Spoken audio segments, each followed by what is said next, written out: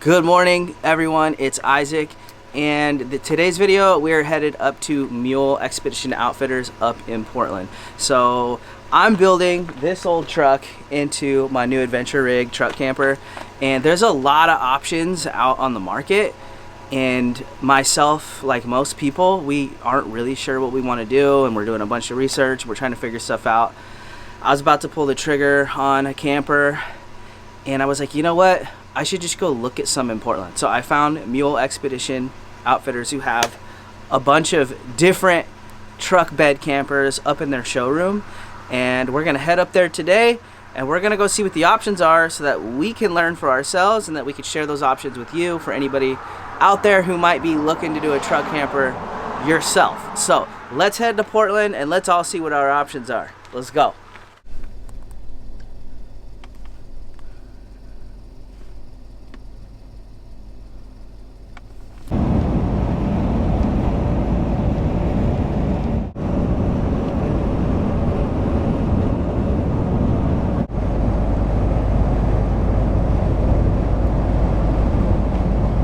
All right, everybody, we just got to Mule Expedition Outfitters.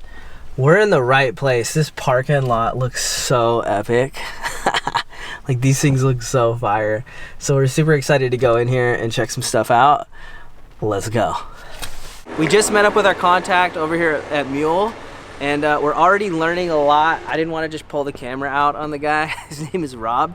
So as he explains stuff to us, maybe we'll just film that, and then we can go through and let him kind of talk, and we can learn from him, so you guys can learn from him.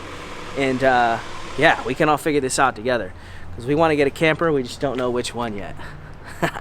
This is Rob. This is the contact over here at Mule, and one of the first things he said to me was water and stuff gets in. Like, you want to show him that?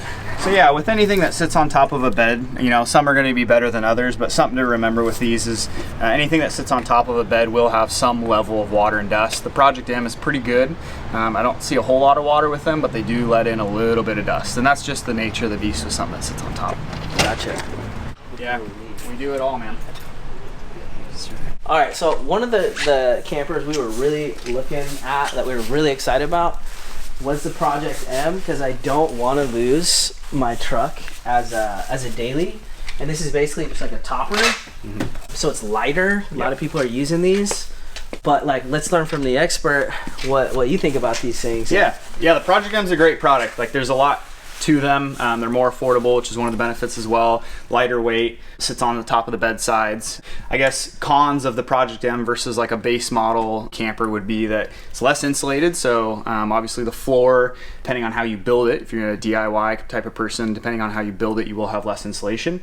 The other thing is too, like we were talking about earlier, is you will always have some level of water and dust intrusion. And again, the Project M is pretty solid. There's not a lot of that. Mainly it's just a little bit of dust.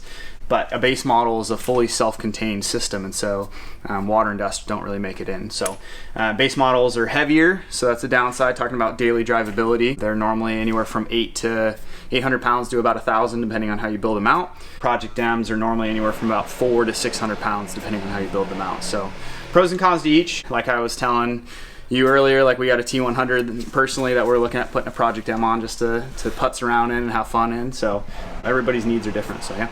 Full disclosure, I came up here thinking that I was going to go with this 100%, right?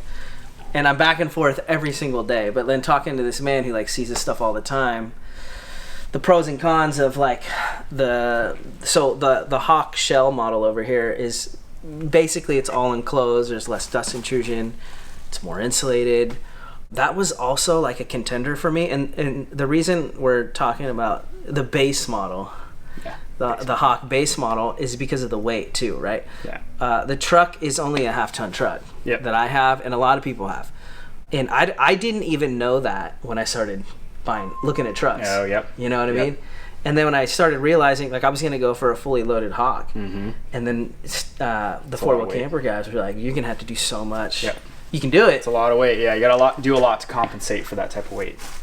So, one of these guys, these little base models, like, you get a lot of those benefits, but you also, I guess, pros and cons. So let's show you one of those, and then So for the base models, they are fully enclosed. They're a slide-in unit, and so it's fully self-contained. All your gear stays in it if you were to take it on and off. But because it's fully self-contained, that also means that there's no edges for water or dust to work their way into. So, and again, that being said, the Project M, the seal between the two is pretty dang good, and I don't ever have people complain about water. And then dust is just kind of a natural aspect of off-roading, right? So it's going to have a little bit of that. But with this being self-contained, the floor and the sidewalls are insulated. So if you're doing a lot of winter or snow camping, that's definitely an aspect to consider. But with that comes weight, and so it's these pros and cons of what's going to work best for you in your application. So this is a base model. This is a base model, yep. And it looks like it does have some kind of storage. There is a little bit of storage. If you open it up, it's pretty shallow. So it's just a little bit of storage that you can store some gear in, and then most people will build off of that, whether that's up or out. So it just kind of depends. And some people just leave them empty too. It's whatever use works best. Can we turn the light on it? Mm-hmm, yeah. All right, let's go check this out. Does a fridge fit this way with a rollover couch in it? It depends on what size fridge you get, but yeah, a lot of times it can fit. Is this all it's got as far as light? Mm-hmm. Yeah, you got 4 lights. It's a tap on, tap off, and all the campers come standard with those. And then if you push and hold, they'll actually dim, which is really nice. And it has a memory, so whatever setting you turn it on. Wow, this feels a lot different. Yeah. And then if you got a fridge like this, is there a power thing in these? The main 12-volt port is going to be right here. The battery box, depending on what kind of model you build out, whether you get a furnace and a stove, changes the cabinetry in these a little bit. But the battery box is here, and so some people add power ports on the side here so they can run power to it. So you'd have to run your own. Mm-hmm. Yep. Got it. Yeah, both the Project M and the base models are a little bit of a DIY kind of do-it-yourself type build. So yeah. And then how's the length on this? Is compared to a Hawk, because this is a Fleet. Yeah, this is a Fleet, so the length on a Hawk, if I'm not mistaken, is just a hair longer, but the main difference you'll notice is width and height of the camper when everything's closed up. So that makes your doorway larger on a Hawk versus this Fleet, because this is for a mid-sized truck. So all the dimensions kind of get bigger. And all the base models come with this little bit of storage? Yep, comes standard with that. Oh man. This cabinetry pretty much from here up is all an upgrade. So when you order it with the furnace and the stove, that's all an upgrade. Yeah. Standard, it comes with all the cabinetry from here down.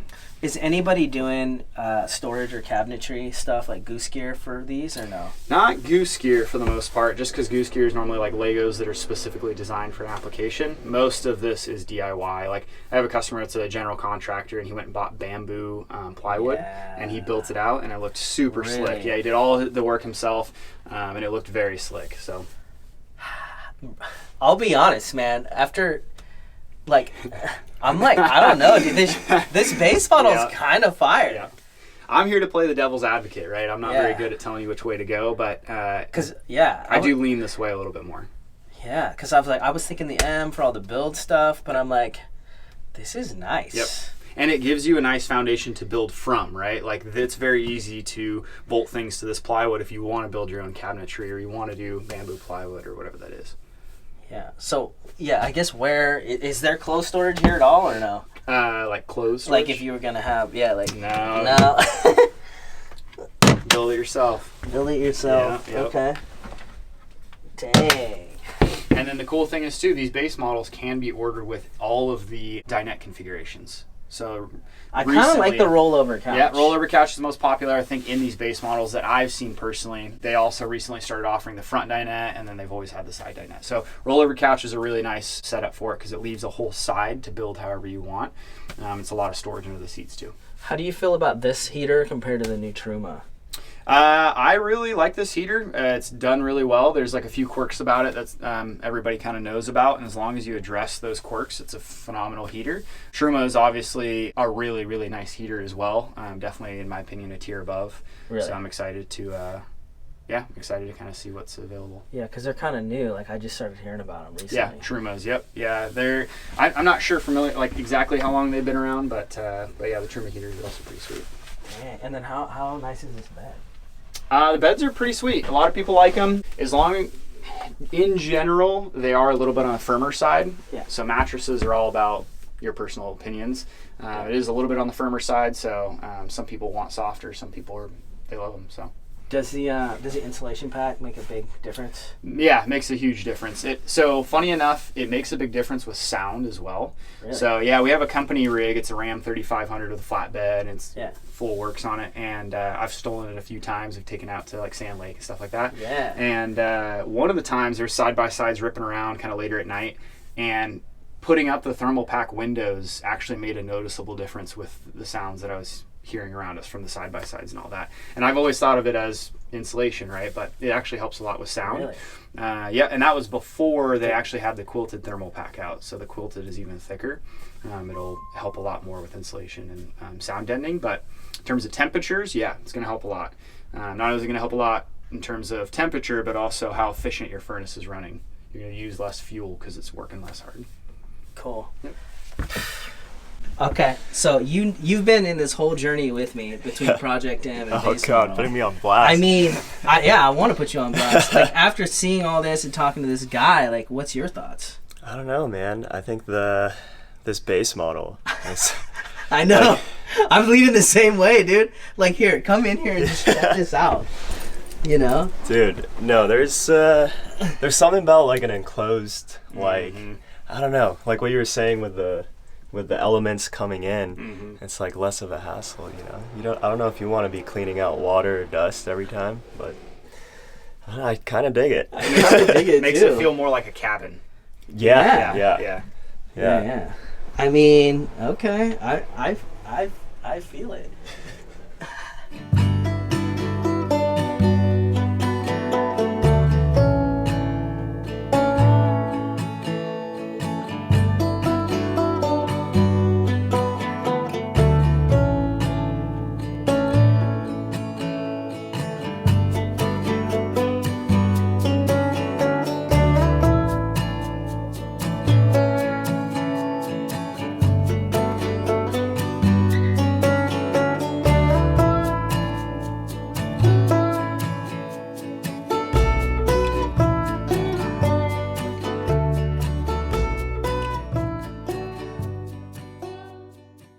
Okay, so I know what I was gonna do with water in the Project M, right? What are people doing for their water when they go the base model? So let me ask you this: what were you going to do in the Project M for water? Oh, question of the question. Because it might be the same, right? I was personally gonna build like an 80-20 cabinet. Nice. And then have one of those lifesaver. Yeah. With the pump. Yep. And just mount it right to the side. Yep. And then have a little sink, and then I could just use it right there. Perfect. Yeah. Yeah. I mean, you could achieve the same thing with something like this. It's all over the board, to be honest with you. And most of the time, the only time I see water systems are when customers come back and visit me. I've seen several people actually drill into the side of the campers and install a water fill, like a full camper. Yeah. So they do their own RV water fill, and they do a tank. Generally, kind of where our So they're full building build out puts a it. cabinet. Yeah. I mean, they do pretty extensive builds sometimes in these. So, you know, I think a lifesaver is more of a simplistic, easy to exchange system versus like a in-depth hard-mounted one. Yeah, because the one thing about the Project M is it does have those L tracks. Yep. And this doesn't. Yeah, that's another pro and con, right? Like the L tracks on the inside and the outside, you cannot get on a base model, but you can on a Project M. So a little more utility versus a little more, I guess, amenities. Yeah. Shoot. Guess y'all got to figure that out too. I really like this finish. Yeah. Right? I want to ask you, what do you think about this finish versus a white one? Is this going to hold a lot more heat, or is it going to be hotter? Or is it? I get asked that a lot, and it's kind of hard to say. I think the campers are insulated well enough that you don't have to worry about it too much. Like, I think you will see a little bit of a temperature fluctuation, but that might be like, I don't know specifically, but maybe 2 to 3 degrees. Like, I think it's pretty minimal. Yeah. So a lot of my customers go with darker colors, and nobody's really complained about having it be super hot. So I think because they're so well insulated, the color of the exterior doesn't affect it as much as maybe people think. And I could be completely wrong, but that's just feedback from my customers that I've gotten. Deploying this, you could legitimately tie a hand behind my back and I could set it up. Putting it back, I'd need my second hand, but it's super easy to open and close. It doesn't. So you don't have to use the legs? No, this is strong enough that you don't need the legs. It's fully self-supported. Honestly, if you're in a situation where you need to use the leg, you probably should just be packing it up because the wind's going to be pretty gnarly at that point. So, And this looks beefy. yeah, and generally, the running joke is that the truck will flip over before the actual awning gives. But yeah, I mean, I can hang from the arms and it holds up just fine. No way. Yeah. Not recommended, but you can do it. Wow. You should show them this. This is the Alucab cabin. Yep. The cabin, exactly. This is kind of legit. South Africans know what they're doing for sure. You're gonna want to just...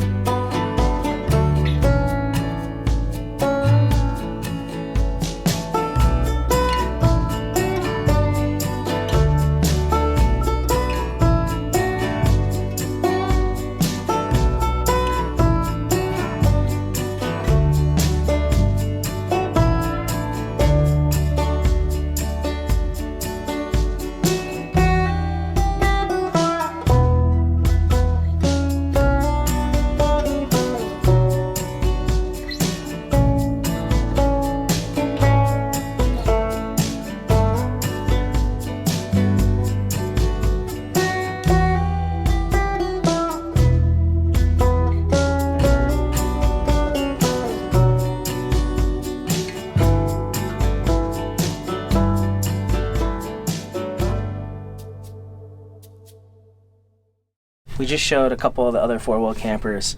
This is one of the ones I was really thinking about. This is for a 6.5 foot bed. This is a Hawk slide-in rollover couch, and this is fully built out, the whole thing. And I was really considering this one because it's got the water system and some drawers, and honestly, I'm kind of liking the base model better. You know, if I'm being honest, I feel like there's just more storage capabilities, right?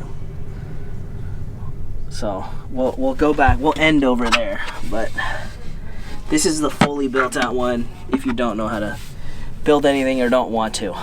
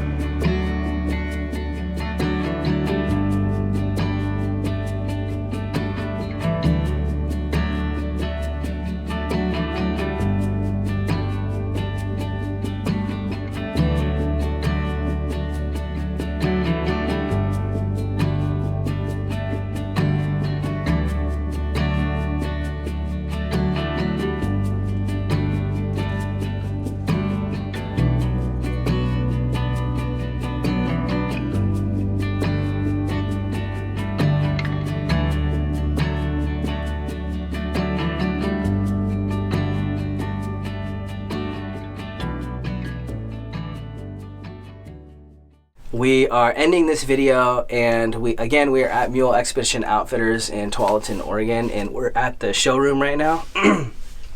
And so amazing. The guys up here were great, answered all the questions I had, and I've been literally on the internet for months. Like, I know that I want to do a truck camper in the back of my truck.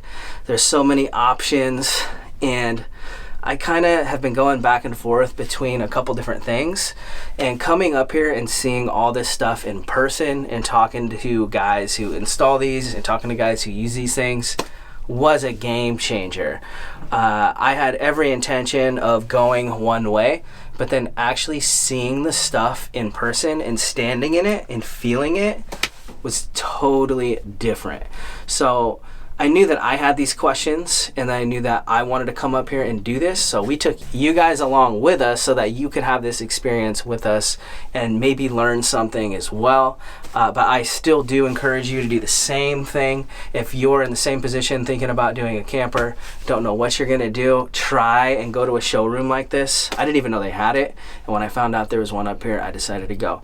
So these guys are amazing. If you need anything done to your truck, or any off-road type of rig and you're in Oregon or close, and I think they have another store, I'll put a link to their website. Definitely hit these guys up. They're great. The four-wheel campers are great. I'm not going to tell you which one I'm thinking, but I'll tell you right now that the camper that I was going to get, I'm now going to get something else. So thank you guys so much for watching. If you're not already a subscriber, consider subscribing, because I just like to teach whatever I figure out and learn along the way as well. And we're doing all kinds of stuff. So if you're a longtime subscriber, love and respect, hit the comment below. Let me know what you think, and I'll have all the information below of the companies that you're seeing here. So this is Isaac signing out. Peace.